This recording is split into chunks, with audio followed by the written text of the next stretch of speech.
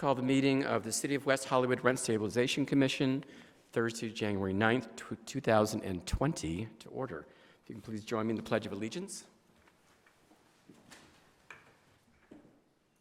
I pledge allegiance to the flag of the United States of America and to the republic for which it stands, one nation, under God, indivisible, with liberty and justice for all.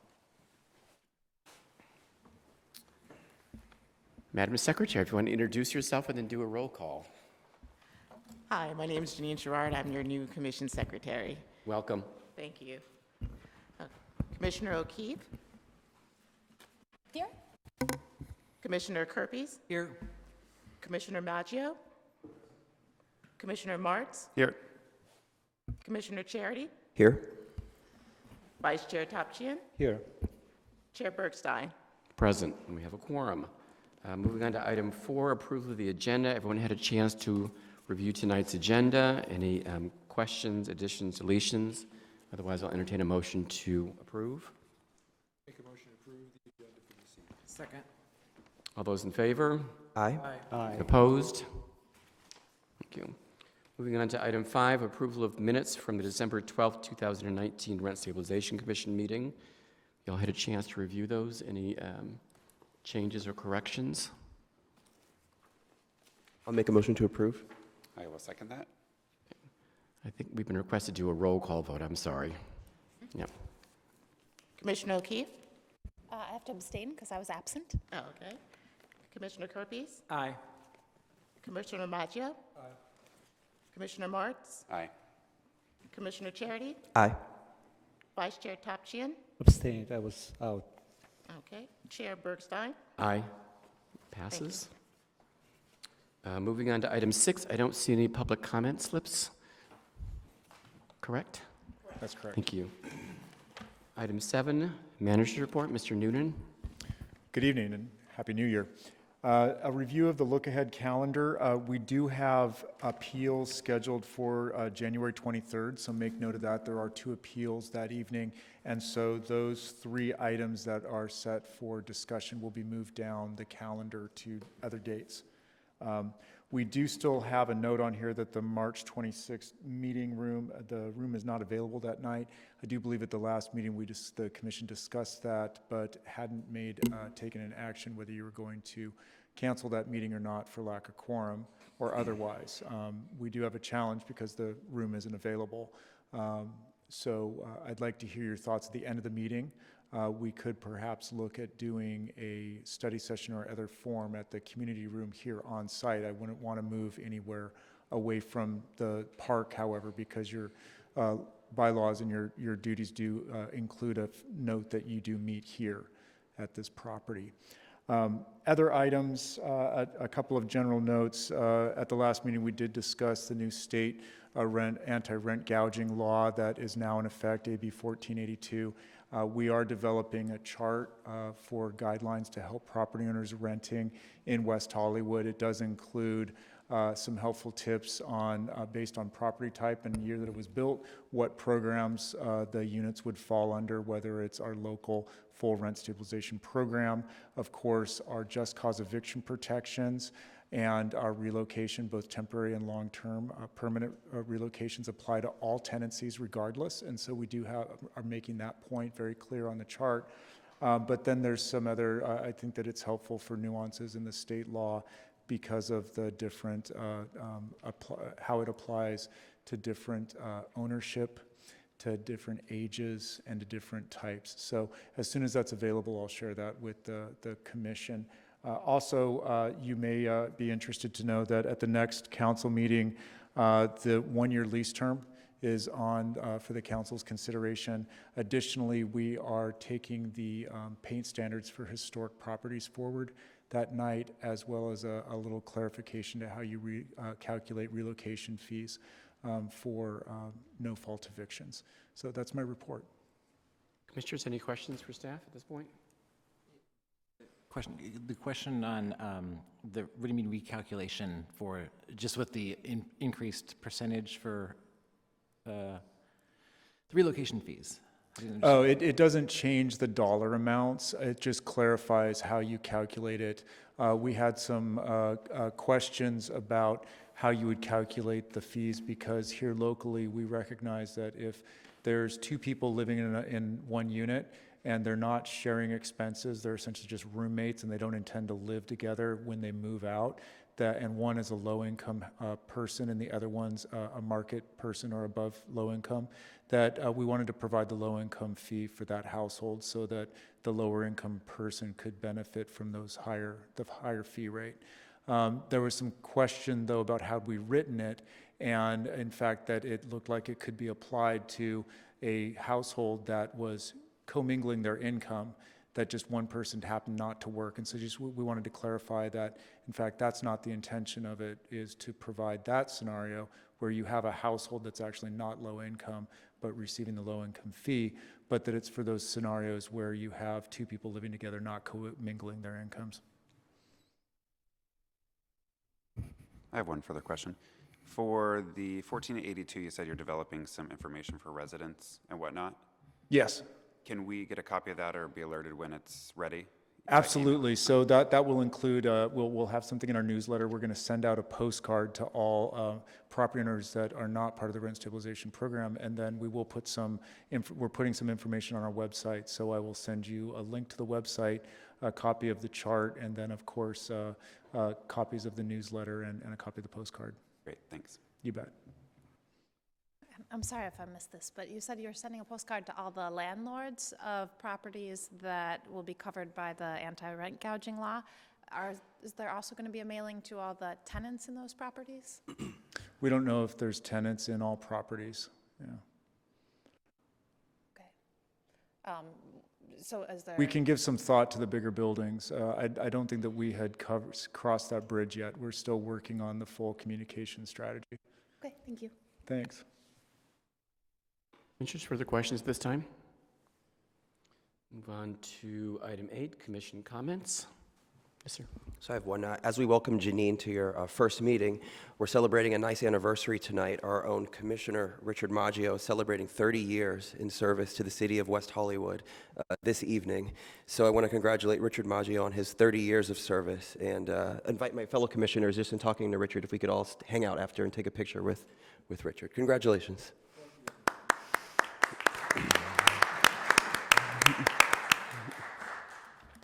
Commissioner Maggio, do you have some comments you'd like to make in honor of your 30th anniversary? Words, we know that. But it's amazing to serve on rent stabilization. I've been here for so many years, starting off with 5 members and then into 7. And I think we do remarkable work, and I'm very proud of the city for caring about affordable housing and how we continue to try to create it. It's a major challenge, but we try our best, and my hope for the future is we create more and more affordable units, and I think we will be able to achieve that goal. I would like to thank each of you. You're all very special to me, and staff, always helping me so much with any issues that I might have or come up with, but it's an honor to be here and to serve with all of you. Thank you very much. Thank you for your service. Commissioner O'Keefe? Wanted to also welcome our new commission secretary, heartily, and commend Commissioner Maggio on his 30 years, and also to thank our previous secretary for all of her excellent work as well. It's wonderful to work with you all. I have a few. Usually I'm the one that speaks the least of these, but I'm going to take some time. First, Richard, congratulations. You don't look like you've been here more than 25 years. So, Richard, when I first moved to West Hollywood, we met at a birthday party, and he said, "Oh, you would be great for this commission I'm on." And I'm like, "I don't know what you're talking about." And Richard spent more than a few minutes explaining what the Rent Commission was and what you did and what now we do. And I was like, "Oh, that sounds wonderful." And, here we are today. So it's been wonderful to work with you. And I'll echo, welcome Janine, and thank you for your time with us. We'll miss you. With the city council changing kind of our purview, I've spoken with some of the council members, and what one of the added tasks or expanded suggestions from the city council was that we do some kind of training or city fair or something, possibly in conjunction with other commissions. And so that's something I would love for us to put on the agenda to explore, either in a study session or whatnot, because as much as we do great with our communication to our city and to our tenants and our landlords, there's much more we can do. And I think there's a lot of opportunities where we can explain things better and get our residents more involved in rent stabilization, city hearings, and whatnot. On that same idea, some of our council members have talked about a walk and talk, which would be along the same ideas, where we would go block to block and just knock on doors and introduce ourselves and hand out some type of pamphlet. So I'd love to speak about that at some point. And then last but not least, AB 1482, rent gouge law.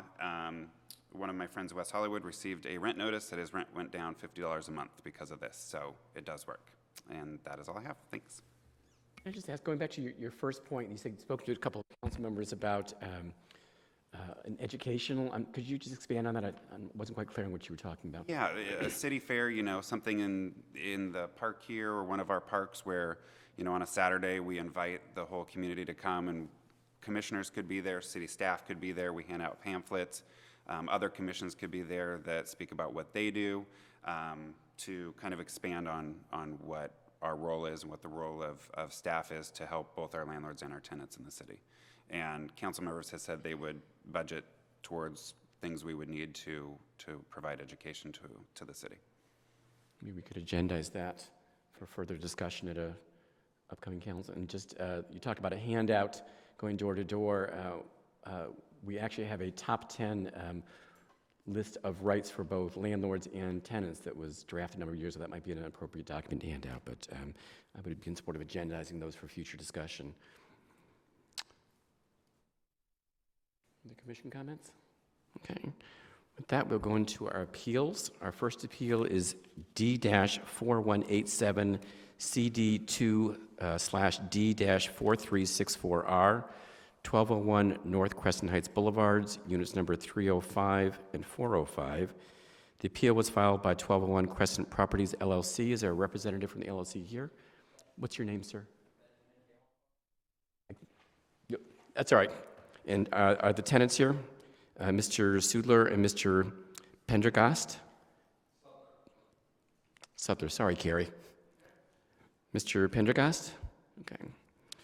So the procedure is our staff attorney will make a presentation to the commission. The commission will have the opportunity to ask questions of staff, and when we're finished with that portion, the appealing party will go first. You'll have a total of 5 minutes for your appeal. You can split your time between an initial points, and then if you'd like to rebut after the tenant has spoken, the tenant will have a total of 5 minutes, not able to split that time. I do want to remind all parties that we are an appellate body. We can only consider what is currently in the record. So if you attempt to bring new evidence into the record, either myself or staff, one of the commissioners will have to stop. We can only consider what's currently in the record. And with that, Ms. Regan, do you have a staff report? Thank you.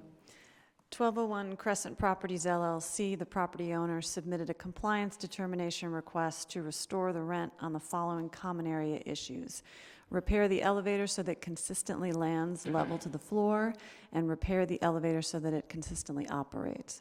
The tenants objected to the restoration of the rent on both issues. They assert that while parts of the elevator have been replaced, such as the buttons that now light up, it continues to be unreliable and, quote, frightening to the passenger, unquote. The department determined that the landlord failed to meet its burden of demonstrating that the ordered repairs have been achieved and denied the landlord's request. Staff recommends that the commission affirm the decision to deny restoration of rent on these issues. While the landlord submitted a repair proposal, it failed to show any evidence, such as a paid invoice, that the repairs were in fact completed. The tenants, however, provided credible evidence that the elevator is still malfunctioning. Thank you. Commissioners, questions for Ms. Regan? I have one. I don't know if you can expand or just explain to me the property owner talks about the occupational safe and health permit issued by the state of California. What does that permit entail? Just that it's functioning at the time, or? I think that's unclear, and the landlord didn't present any additional information, so all we know is that, as mentioned in the staff report, it's permitted to be used. Doesn't seem to make any comment on the actual, how it actually functions. The functions. Thank you. Commissioners? That would begin the appeal. The landlord, if you'll come up to the podium. You want to start by stating your name, your city of record, and then let the secretary know how you'd like to divide your time. Yeah, my name is Benjamin K. Wonfar, City of West Hollywood. How would you like to divide your time, sir? I would like to start with 3 minutes and save 2 minutes for rebuttal, please. Just start? Okay. This was 2 separate cases that were combined. So the first issue was, as they mentioned, the leveling of the elevator not landing flat with the floor. Second one was it not working. I didn't see anything in the rebuttal from the tenants that said anything about the floor not being leveled. So we have, I'll get into it later, but we have a whole new system in place. The contract, which wasn't a proposal, if you read page 4 of the document, it says when signed, this is a legal document contracting the 2 parties. I originally had contacted the city when trying to submit the evidence, and I spoke with Eva, the city attorney, and I asked what could we provide as documentation, as an invoice doesn't show it was necessarily paid. I asked, can we provide a contract? And she said, absolutely, that would be a much better document because that will actually show the exact work that was provided. We didn't necessarily want to represent how much was paid at the time, but since this was appealed and overturned, and not overturned, I did reach out to Mr. Noonan's office and spoke with Eric Anson, who suggested that I do, as a supplementation to the contract, provide documents that show that we did pay $121,000 for a brand new state-of-the-art elevator. These are representations of the check, and they also prove. I'm just going to stop for 1 second. I'm going to ask Ms. Regan, this is new information, correct? So we can't have that in the record. It's not new. It's representing the contract. It was not currently in our record. Okay. Nonetheless, to then focus on the proposal, which actually is a contract, it outlines exactly what we did from a new microprocessing controller, which will absolutely level the elevator every time it lands on the floor, which when a tenant goes in that unit, it will take you to the correct floor and has sensors and all new ADA compliance, all new mechanics, all new hoist ropes, all new motor, everything, brand new state-of-the-art elevator. I'm not sure what the evidence that the tenants provided were exactly. I requested it from the city, and all I got was a couple screenshots of a YouTube video, which didn't specify that it was our building, and also didn't specify any proof that the elevator wasn't working. It was just literally some screenshots of a label that said elevator out of order. So nonetheless, I want to continue by saying that we spent $121,000 on a brand new elevator. And for the tenants to say that they got in and went to the wrong floor, it's just not possible. It is possible that maybe they got in, forgot to push a button, and then the elevator was called by somebody else. But with the state-of-the-art elevator that we have, it's not possible for it to have gone to a different floor. It also says that people were trapped in the elevator. This is confusing to me because we have an emergency button in the elevator that if trapped, you push, That's and it time. automatically calls the fire department, which was never happened. I have some questions for you. So I have a question, because I was able to just simply look up those YouTube videos with the evidence that they submitted to us, and I watched them all today. So I'm just curious, have you watched those YouTube videos ever? I did try to find them. I could not find them. Other questions? I do. You stated that there's a contract, but what we have in our record is just a proposal. Are you? Yeah, so that is actually a contract. If you read on page 4, it says, this proposal, including any specifications or other provisions attached hereto, shall, when accepted by your below, constitute the contract between us, and all prior representations or agreements not incorporated herein are suspended. So is a contract. Is there a signature page to that? It was blacked out on the document I provided, but Okay, the so document below is. that's a problem for me because a contract requires signatures, and if you block it out, we can't. Again, this was in- something in I my asked mi- you the know. attorney, and they told me that I could block out the price and the signature. So I did that per their advice, Okay. Unfortunately. All right, thanks. Further questions? Am I allowed to provide the same document without without this? No, only what's in the record. You can have a seat, sir. Okay. Carrie?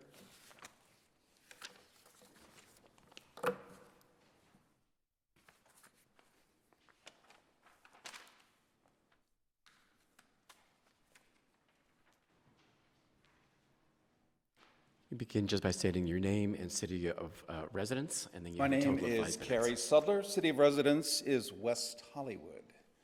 Thank you for seeing us today.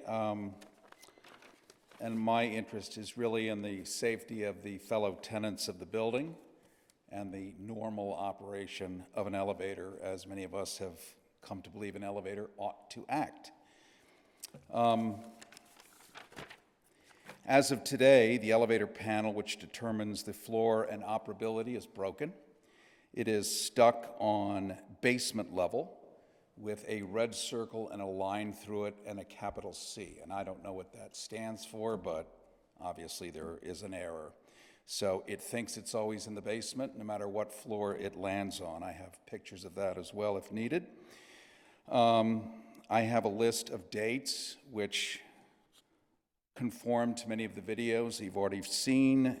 When I was trapped inside, others were trapped. I have an email here of another tenant who, this is dated November 8th. The elevator was inoperable. There's plenty of similar evidence. I guess the bottom line for today is while it does land evenly, which is great, especially for the seniors who are in their late 80s, the instrument panel is broken.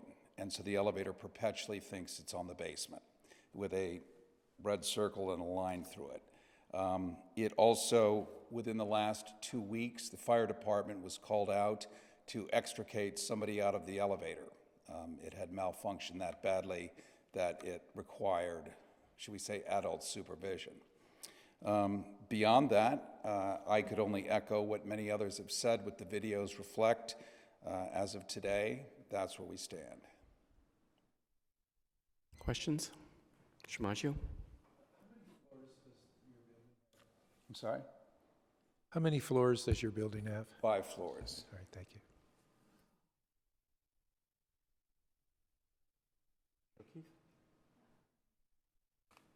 In how the compliance determination works, was there a oral hearing that you spoke at, or did you send an email that included all of the YouTube links? So during the hearing, it was oral, and then we provided evidence at the time. And in your oral testimony, I imagine you explained down? that the YouTube videos were all, in fact, in this building, in this property. Yeah, Thank you. you're welcome.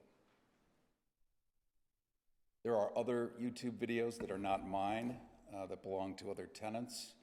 I imagine they'd be happy to hand them over if requested. I think you stated that the elevator currently is landing evenly with the floor when it opens, so, Yes. okay. Because we have numerous instances in our record where it was not, where it was up to an 18.5-inch gap. For me, it lands evenly. Excuse me. So, Well, for this- me, it does. Sorry. Go ahead. This would be new testimony at the date of the compliance determination. Yeah. Did you testify that at that time was the evidence that it was landing evenly? At the time of the determination, that was around the time, I think we were still going to the wrong floor and other things, so Thank you. I don't know how that can be viewed. Thank you. Further questions? Okay, thank you. You can have a seat. Thanks. Your rebuttal time? Yes, sir. You have 2 minutes. I'm gonna speak a little quick because I want to get over all of these. The first thing that Mr. Sudler mentioned about the basement level on the screen, that's a graphic. It does not reflect the operation of the elevator. Elevator has not been down for weeks, more than weeks. For the last 2 months, we had a brief issue with it. The first week it started because somebody tampered with the door. But since then, we haven't had an issue. When the fire department came out the other week, it was because one of our workers accidentally pushed the emergency button and it automatically calls the fire department. It was not offline for a minute during that time. But as far as the graphics, the elevator has been working perfectly. We shut down the graphics because we want to change on the screen the graphics that we put on there to say welcome to 1201 or whatever. So that is temporarily paused, but had no effect on the elevator. The elevator has been working perfectly without one interruption since the early November. I even have an email from Mr. Harrison that I emailed him on November 22nd, and he point blank said, I have not had any problems with the elevator for the past few weeks, and since then we haven't had a single complaint. He also mentions the elderly people in the building. If you do, since I'm not going to provide new evidence, look at your own evidence. The only person in the entire building who refused to be a part of this discount rate, whatever, is tenant 301, Inga Boos, who is one of the two elderly people in the building. She refused because she knew that there wasn't a problem with this. We've been in full communication with her, and she's never had her daily life interrupted by this. The other person is John Harrison, who we contacted his family after seeing the evidence and let them know that he was being used as a pawn here, in which case they wrote a letter afterwards stating that it's unfortunate individuals are trying to use someone else's situation to benefit them, and they wrote a full letter supporting the fact that he has never been interrupted, caused any effect, that we've been in full contact with his family, and applauded us in the way we've managed this building. That's time. Thank you. Commissioners, any further questions at this time? I'm curious to know, just for my own information, the name of, what type of elevator is it? What name is it? That's on the contract. It is Is it a Krups or? I left that document over there. Can I grab it? All right, we'll just leave that for now. but It's in the thank- contract. So All right. You'll be able to see. It's Thank you. state-of-the-art, $121,000 elevator. 21,000, you said? $121,000. 1,000. State-of-the-art. And I have the photos of the machine room. I have the photos of the elevator console, of all the inside, interiors, everything that are completely brand new. Further questions? You can have a seat, sir. I do have a question for Ms. Regan, though. Okay. Process question. Compliance determination hearing, if they are denied, like in this case, instead of appealing, can they wait a certain amount of time and reapply for a compliance determination? And is there any waiting period? No, not at all. Okay. And last question, the blacked out signatures, is that a standard thing that people are told or whatnot? No, none of that is in the record. Okay. Thank you. Yes. So just to follow up on this, that first question, just to clarify, so I understand, regardless of our decision this evening, they could go tomorrow and file a determination, or the compliance determination, and the new evidence that he may or may not have that we can't consider tonight he'd be open to provide that information for a determination, correct? Thank you. Questions? In deliberations? March, you want to start? I would recommend that we uphold the staff's recommendation. I think that the landlord has done their best efforts here to comply with our earlier recommendations to fix the elevator. $121,000 is a substantial amount of money. What I think was lacking is the documentation, whether that came from bad advice or from, the landlord's failure to submit enough to show us that it was actually done. I don't know, but at the end of the day, the evidence in the record does not show that the elevator was fixed up to our standards and our laws in West Hollywood. And I would just note that even if the contract was signed, a signed contract doesn't imply performance. We can all sign contracts all day long. It doesn't mean we follow through. So what we really need to see is the follow through. I think, we've made it abundantly clear that the landlord can go out and file tomorrow with the evidence. I won't assume what will happen, but I think there appears to be other evidence out there that may make a different answer. So I would recommend we uphold the staff's recommendation. I would also recommend we uphold the staff's recommendation. As was stated, there was not sufficient documentation to show that repairs were actually made. The landlord was supposed to repair it so it consistently landed level to the floor and so that it operated consistently. The department saw evidence in the YouTube videos that they apparently found credible that it was not operating consistently, and they found the absence of supporting documentation, so I would uphold the recommendation and the denial of the restoration of rent. Mr. Charity? I'm in agreement with my fellow commissioners. I have to say that I was able to pull up those YouTube videos in 2 seconds. It's very troubling that you don't have a representative here that looked at those videos, because you can see people trapped in that elevator. And it's such a beautiful building in our city of West Hollywood, too. It's a shame that that elevator, and they have evidence of that elevator not working. And I agree with my fellow commissioners. I'd uphold the decision. Mr. Kirpies? Yes. I won't repeat what everyone said, because I do also agree that we should uphold the hearing examiner's decision. And I would, just as a little advice to the property owner, when they make their next attempt, that I would provide more than just a signed contract, even more than just the $121,000 that looked like a check or something that you were holding up. I couldn't see, but a receipt or some sort of statement like that would weigh much more, I believe. Commissioner Maggio? Well, it's a simple conclusion. I mean, there's the absence of any documentation. You know, I live in a brand-new building, the elevator's out all the time. The Avalon down the street's elevator's down all the time. Elevators are sensitive. You have to keep on top of it all the time. And to be trapped in one can be horrifying for some people. You could have a heart attack, etc. But because here there is no documentation, although I think the owner understands they could follow through, you could get this documentation in place, and the rents can be restored without coming here. So, of course, I'm going to uphold the staff's recommendation. Vice Chair? Thank you, Chair. Just nothing, very briefly, I agree with staff's recommendation, and our hands are tied. Our decision is solely based on the documentary evidence that we have today before us. And the evidence suggests that landlord did not meet its burden under the rent stabilization ordinance for the compliance determination. On the other hand, we have sufficient evidence submitted by the tenants demonstrating that the elevator is not functioning properly. So therefore, I'm going to support staff's recommendation. I will also be voting to hold staff's recommendation. Because as my fellow commissioners said, we can only rule on what's currently in the record. So while there may have been repair work done or an overhaul, we have nothing in the record to rule on. I found this case to be one of the more egregious since I've been a commissioner. I am a youthful senior citizen with one bad hip and nerve damage in my feet. And if I lived above the ground floor and the elevator was out, there are days I would be trapped in my apartment.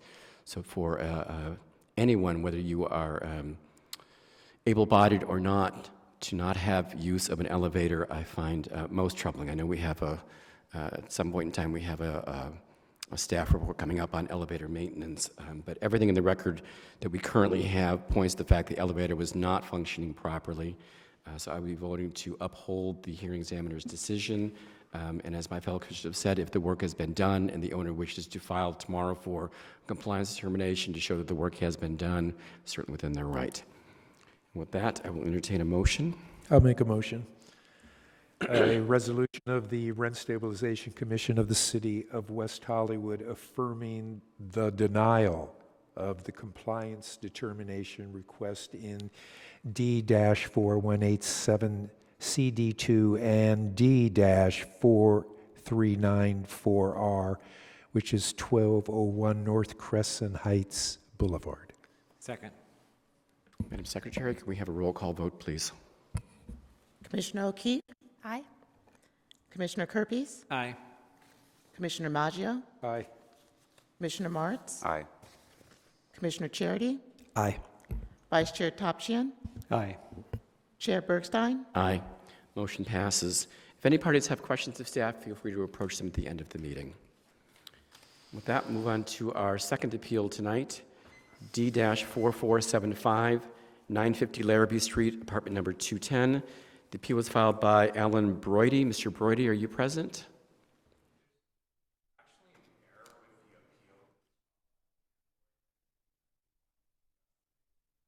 I can't hear you, I'm sorry.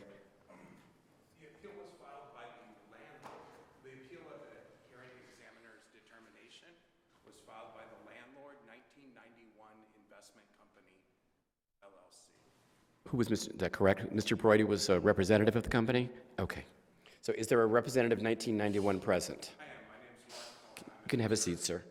And is the tenant, and I'm going to butcher your last name terribly, sir, Christopher Mazerzvitsky? Was that close? You present? Was that close? I apologize if I was not. Thank you. So again, the procedure will be our staff attorney will make a presentation report to the commission. The commission will have the opportunity to ask questions of the staff attorney. At that point, the appellant will have a total of 5 minutes. You can split your time between initial comments and rebuttal. And then the tenant will have a total of 5 minutes, no time for rebuttal.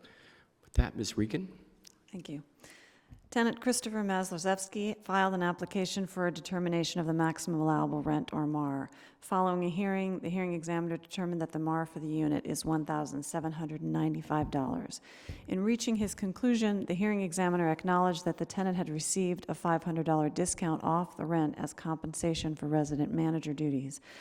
But he reasoned that the credit should not count toward the MAR because it was not listed on the re-registration form and the tenant did not pay a higher rental amount after his employment as resident manager ended. The owner has timely appealed and argues that the hearing examiner erred by not counting the $500 discount toward the MAR. He argues that the rent for the tenancy was $1,795 plus the $500 compensation for the tenant serving as resident manager. Therefore, the MAR under the rent stabilization ordinance should instead be $2,295. Once the tenant's employment as resident manager was terminated, the credit was also extinguished, so the full rent must now be paid by the tenant. Staff recommends that the commission grant the appeal and reverse the hearing examiner's decision. There is no dispute that the tenant was in fact given a $500 rebate off the rent to compensate him for being the resident manager. Thus, under the RSO, the base rent includes that rent credit. This comports with the other sections of the RSO, past precedent that apply compensation rates, as well as the public policy behind the ordinance. Thank you. Questions for Ms. Regan? No questions? Sir, if you'd like to approach the podium. You want to just begin by stating your name and city of residence, and then let the secretary know how you'd like to divide your time. Sure. My name's Mark Cohen. I'm the attorney for the property manager. I reside in Los Angeles, California, and I'll save all of my 5 minutes in rebuttal. Before you sit down, sir, I have one question for you. I apologize. That's quite all right. And maybe it's just a typo. It's page 95 in our packet, which is your document. Yes. In the first paragraph, it says the agreed upon rent was $2,995. Is that a typo? Absolutely Okay. a typo. $2,295. Okay. This was done. I was a paralegal, so I noticed the small things. Thank you very much. Thank you. I have another question, Yes. if I may. On page 99, the resident manager agreement, that agreement also shows under paragraph 4, resident manager's compensation agreement shall be $3,000 and $500 rent credit. Is that $3,000 salary? Correct. Was paid to the tenant? The tenant was actually paid a salary, and then there was also, in addition to his salary, $500 rent And the credit. $500 went from the rent amount? Correct. Okay, thank you. Are there any other questions? That was my line. Any further questions this time? You can have a seat, sir. Thank you. Sir, would like to come forward?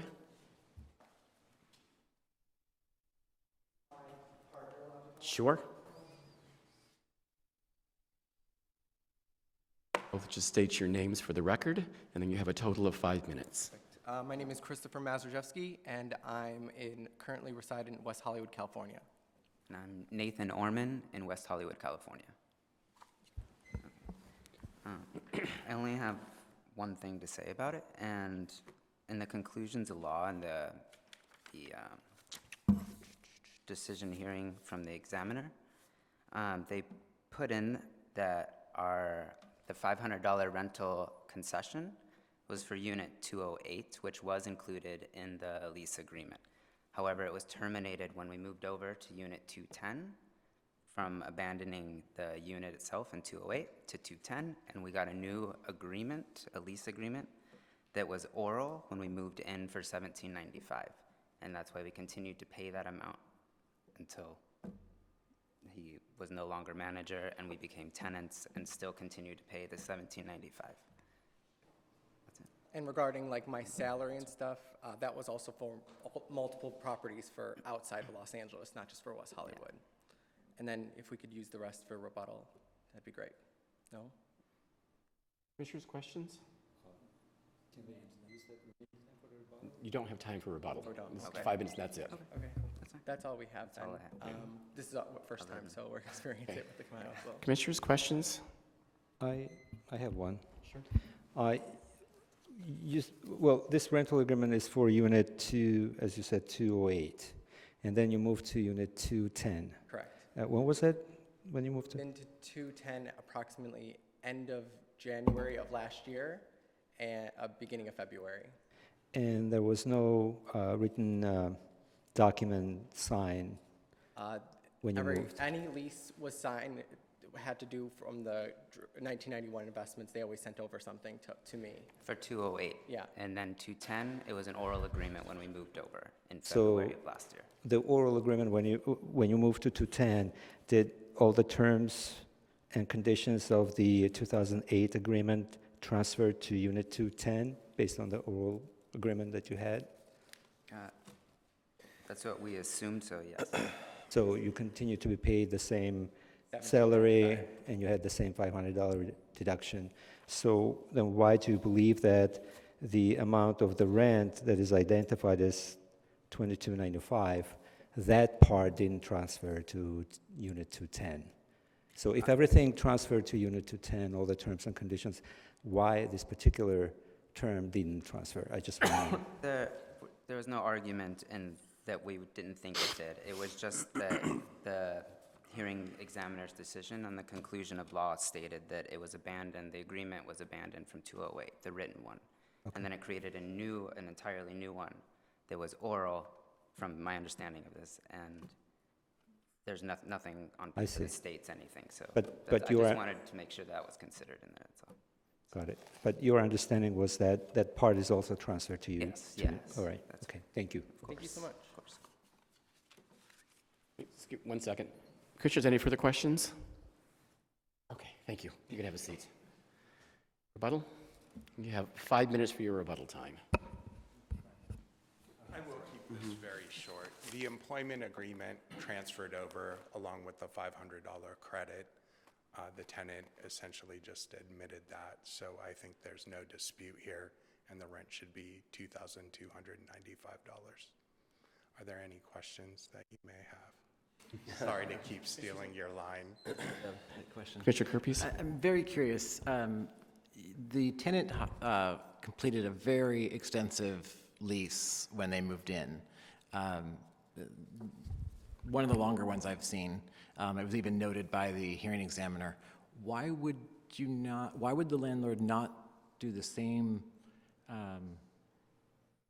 take the same steps when there was a change in the unit? So I wasn't at the initial hearing, and this may... Can you speak in the microphone, please, sir? Yeah. I wasn't at the initial hearing, but this may be new evidence, but I can explain it. Unit 210 is the manager's unit. Unit 208 was not. The manager's unit was occupied, so they signed a lease for 208 and then just transferred it over to 210 once the manager's unit was available. When they signed the lease, though, it was in conjunction with them becoming, or the one becoming the manager, correct? Absolutely. Right. Thank you. The old manager was just still occupying the manager's unit. Did they ever pay $22.95, the full rent, the very first month, let's say, when they moved in into 208? No, they were hired as a manager and immediately got the $500 rent credit as part of compensation for their employment. All right, and they paid a security deposit, or the manager would not pay the security deposit for the unit? I believe there was a security deposit in, there was not, There was is not, what I okay. just heard. All right, So, thank you. Any, Any further questions? Thank you, sir. thank you for your time. With that, we'll begin deliberations. Who would like to start? Questions for staff? Sure. I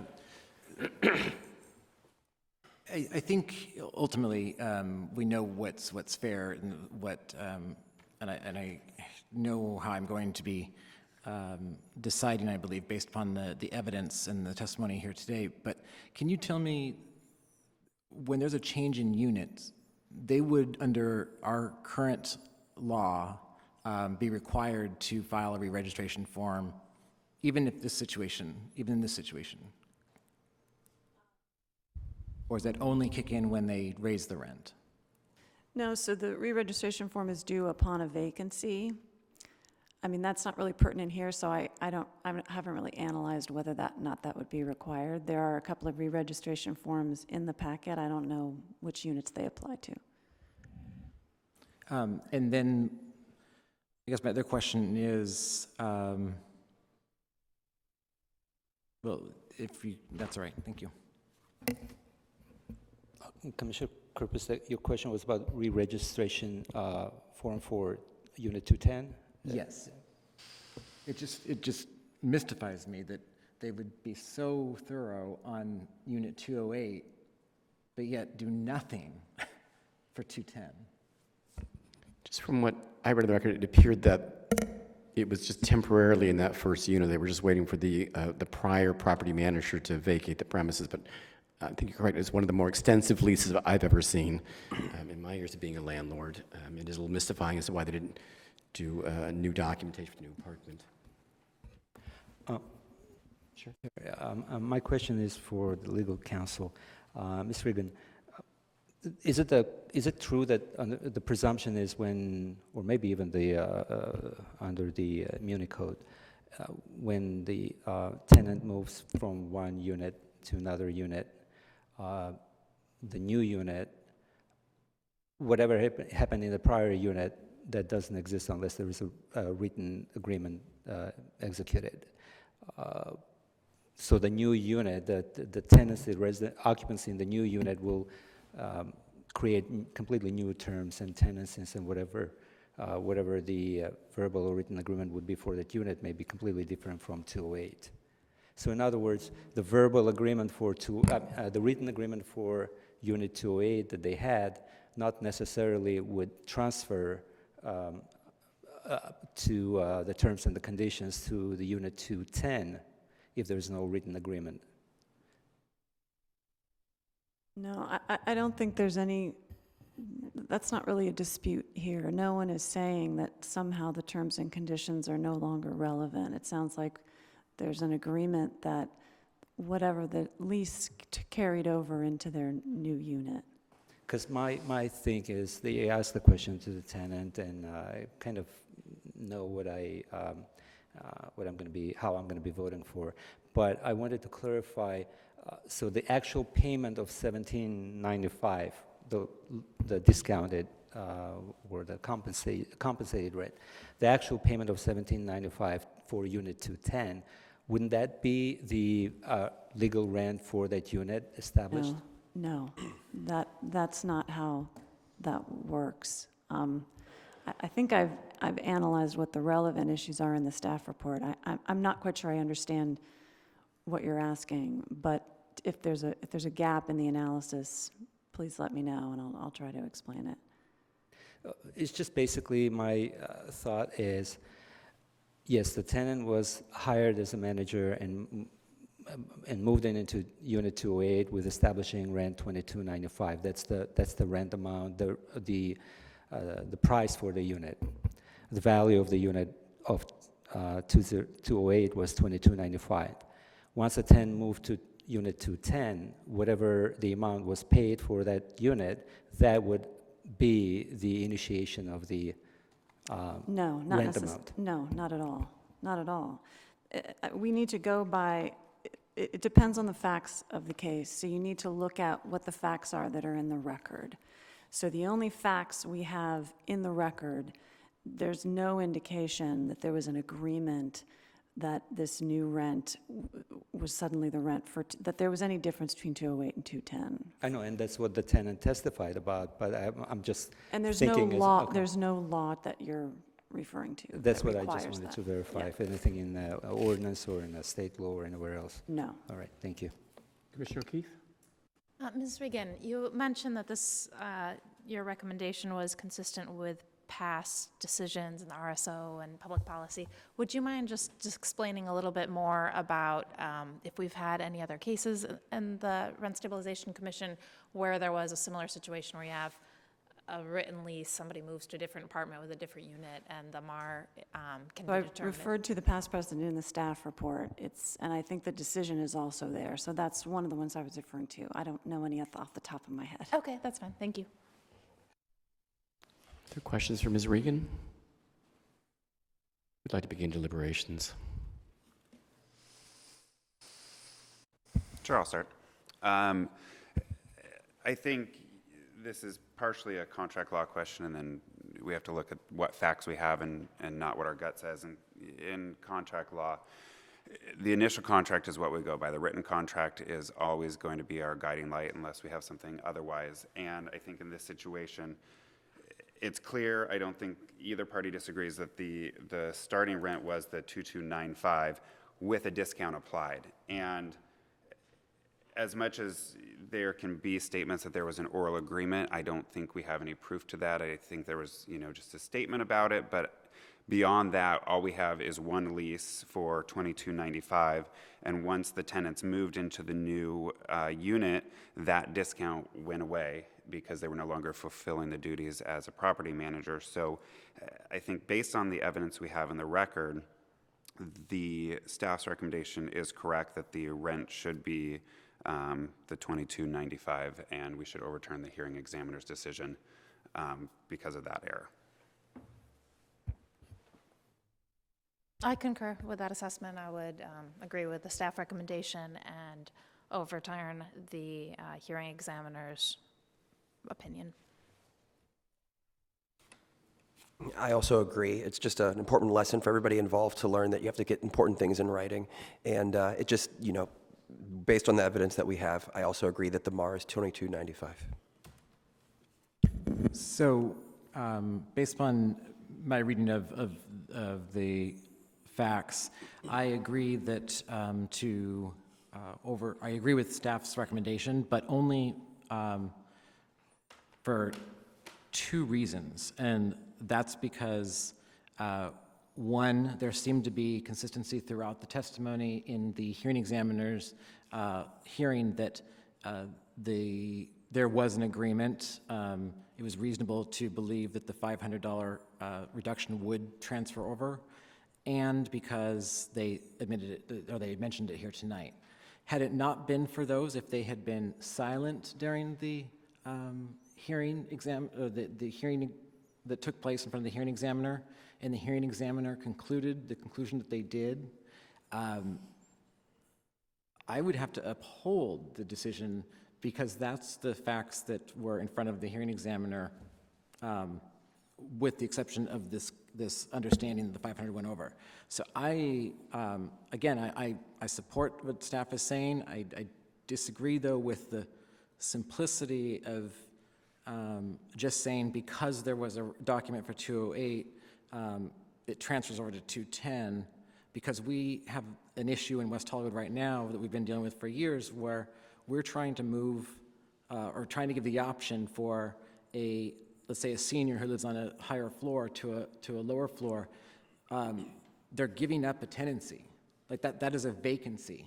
It's not a transfer from one unit to one unit. Like in this case, there was no question about what the rent would be in the new unit. They allowed it to transfer over at the same amount. But had that been a question, that's a vacancy, and they would not have been bound by their original lease. So if we're going to just imply things about the lease, we should imply it fairly in case we get cases like this or that I just mentioned about the seniors in the future. But again, the evidence here in this case shows that the hearing examiner misinterpreted and made a mistake in that way. So I will agree to uphold agree with staff's recommendation to overturn the hearing examiner. Commissioner Maggio? The hearing examiner did make a mistake. We've proven that. Unfortunately, the $500 discount can't be transferred over. It just doesn't work that way, and I'm sorry for that.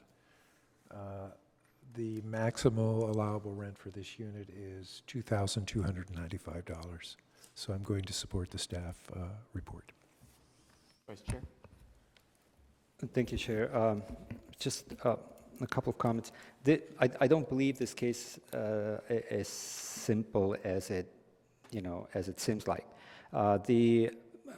My decision to support the staff's recommendation here to revise the hearing examiner's decision is only because we're dealing with the manager moving into unit number 208.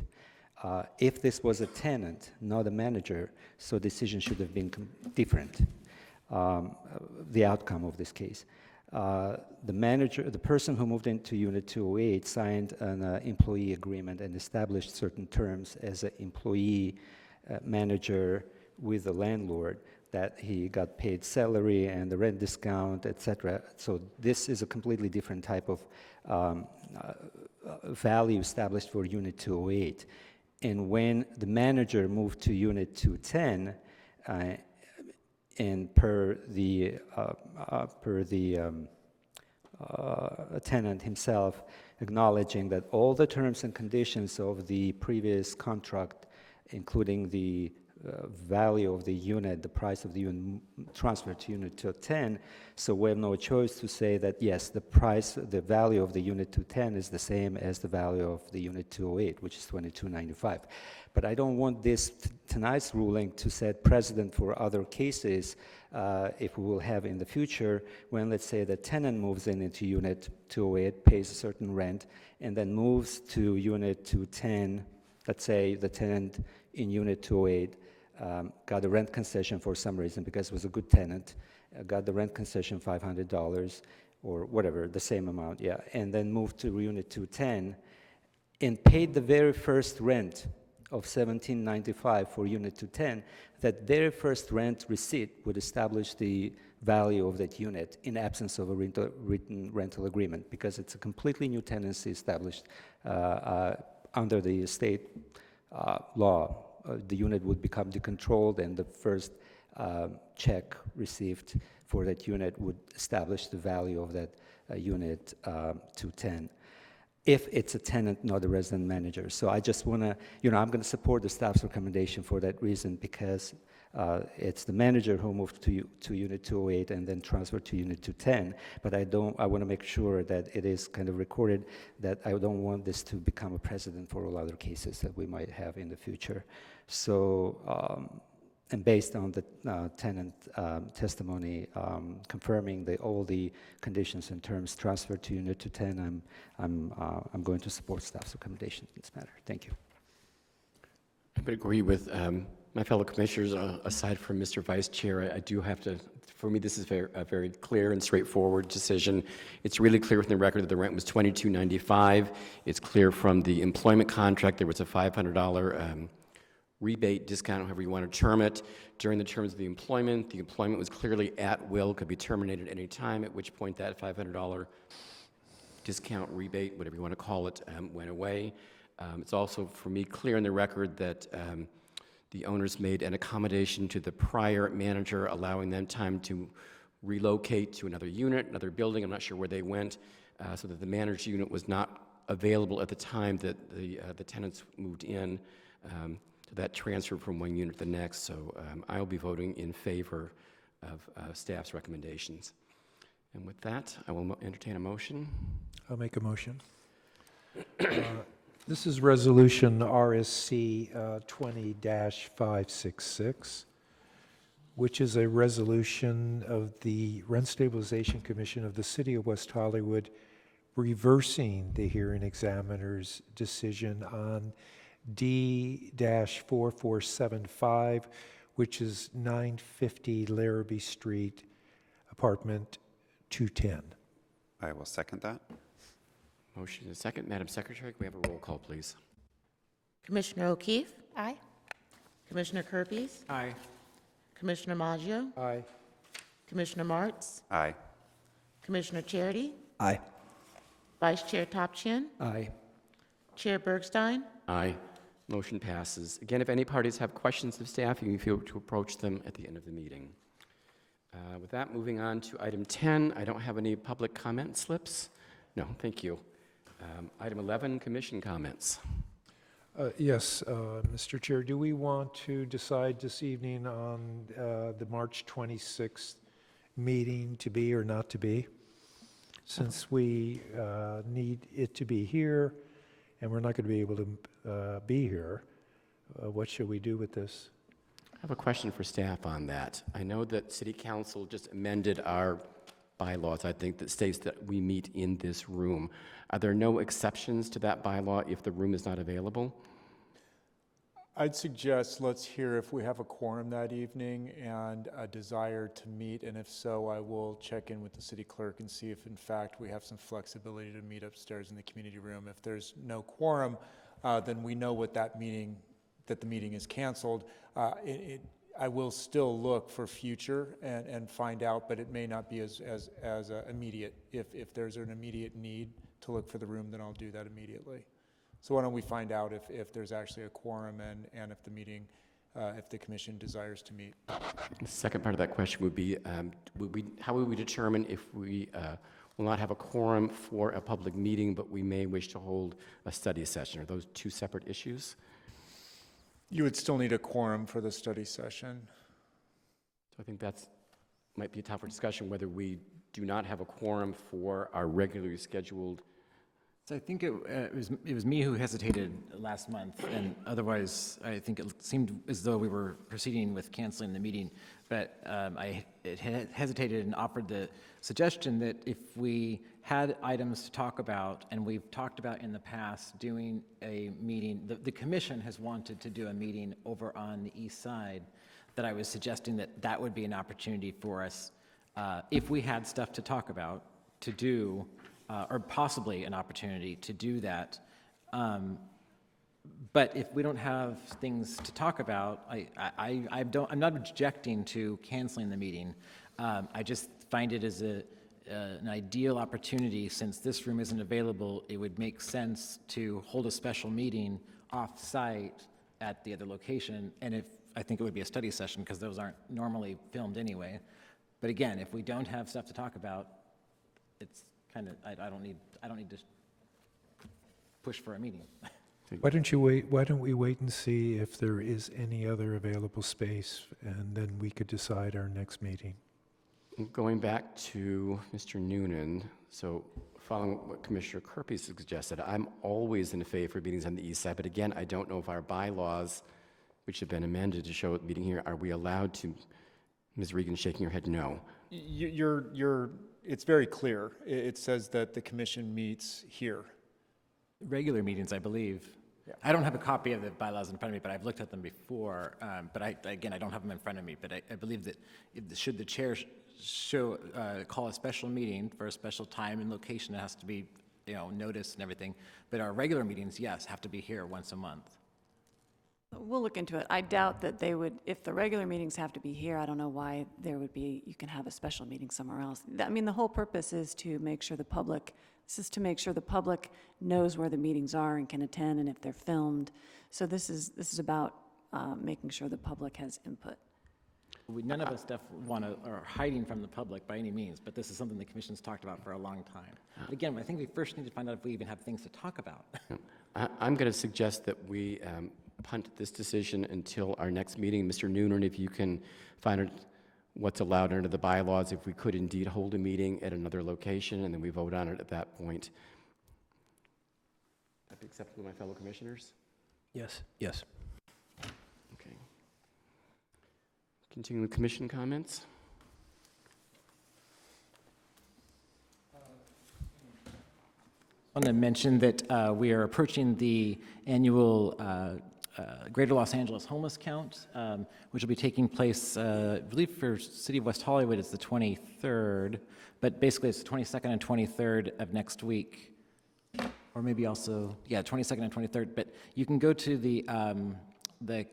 it's called theycountwillyou.org and sign up to volunteer if you'd like. It usually takes place in the evening on one of those 2 nights.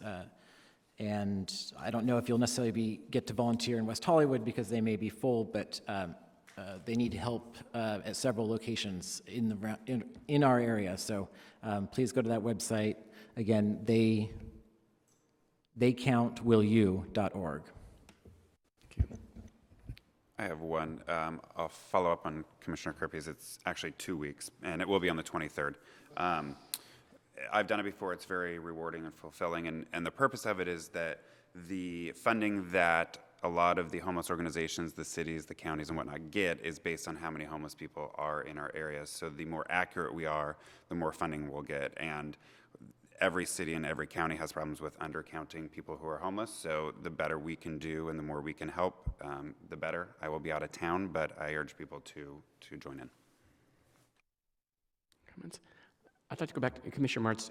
I'm intrigued by the items you brought up earlier in the evening. I don't know the procedure, if we would need to vote to agendize them for future discussion, or if you want to add them to our next study session. Since you brought them, how would you like to proceed? I certainly would be in favor of further discussion. Sure, time permitting, I think we should put them on the agenda, either one for each of the next 2 meetings, or put them both on the next meeting, and then we can punt one to the following meeting if we run out of time. I think that second idea works best, but I'm open to suggestions. I think you said the 23rd, we do have appeals. 2 appeals, so that might be a little. Could I ask, could you email your comments to staff? And then staff, could you look at those and find out an appropriate time where you could incorporate them into our agenda sooner rather than later? So, Chair, I would just ask that there be a vote on putting this on the agenda so that we can record that. Okay. Do you want to bring up one at a time and we'll vote on them? Sure, I'll make a motion for the first to put on the agenda at the appropriate time as Can you identify what you want to put on the agenda? Yeah, as determined by staff. The first being a city fair discussion about topics pertinent to rent control and rent stabilization. Madam Secretary, could I have a roll call vote, please? Well, I think we need a second to the motion. Second. Okay. Commissioner O'Keefe? Aye. Commissioner Kirby's? Aye. Commissioner Maggio? Aye. Commissioner Martz? Aye. Commissioner Charity? Aye. Vice Chair Topchian? Aye. Chair Bergstein? Aye. Motion passes. And the second would be I'd make a motion to put on the agenda at staff's discretion of the date, an agenda item about a walk and talk with city council members and rent stabilization commissioners to discuss items door to door that are pertinent to rent stabilization. I'll second that. Madam Secretary, have a vote, please. Commissioner O'Keefe? Aye. Commissioner Kirby's? Aye. Commissioner Maggio? Aye. Commissioner Martz? Aye. Commissioner Charity? Aye. Vice Chair Topchian? Aye. Chair Bergstein? Aye. Motion also passes. Thank you. That will go to item 12, staff comments. Mr. Noonan? No comments?